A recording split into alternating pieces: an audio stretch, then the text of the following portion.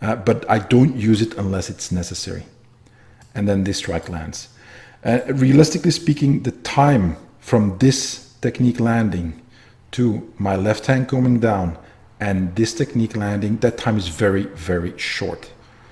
So a lot of this is just covering your bases, trying to make sure you don't leave any openings for your opponent to exploit should something go wrong. For instance, I might here miss with this technique, or he might use this hand to block, which is one of the variations that we train for, and that's why. What is important is that you create a straight line here in his arm, so that I can actually put leverage on that arm. And if I can put leverage on his elbow joint and shoulder joint, his whole body will follow. So that is the goal. What is critical is that I manage to lock out his elbow joint. But there are different applications. This is not the only one. This is one I like to do very much because it works really well for me. But there's not just that one. There are other applications in which instead of levering him this way, I will try to.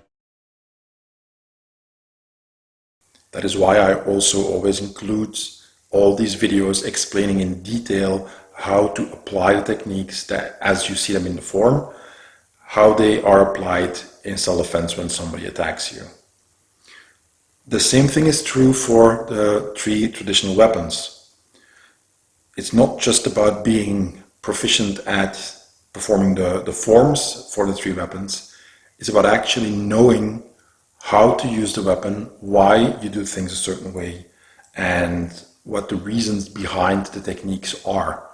Because it's very easy to make mistakes that perhaps make your form look good, but if you should apply the technique against an incoming weapon, you will end up either on the losing end of that engagement, or perhaps ending up disarmed. There are a lot of details that are involved with using weapons for self-defense that are irrelevant to do a good form, but highly relevant when you have to use a technique in real life. The purpose of practicing is that the forms will help you ingrain good habits, good body mechanics, good technique, and help you focus on performing every technique correctly as it should be done.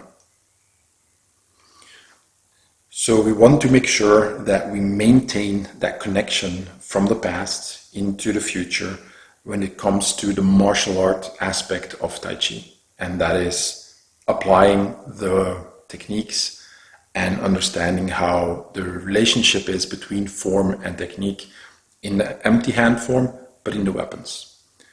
All 3 weapons have a form. They have obviously self-defense applications with that weapon, but they also have partner exercises. I will cover these in future videos. That has so many components like I just explained, you will notice that there are several techniques that have to go together, and then there is a sequence. These, for instance, these 2 components go first, they go together. Then we have one component that needs to happen, and then we have, for instance, 3 components, 3 parts that have to be coordinated together, and then you get to the end of it. So it's not always just 2 or just 3, it could be many more, it could be 4 or 5 components, all needing to be coordinated so they begin and end at the same time. So that is a timing of the technique, looking at when each component needs to be done, each part, and how it is timed together with all the other ones.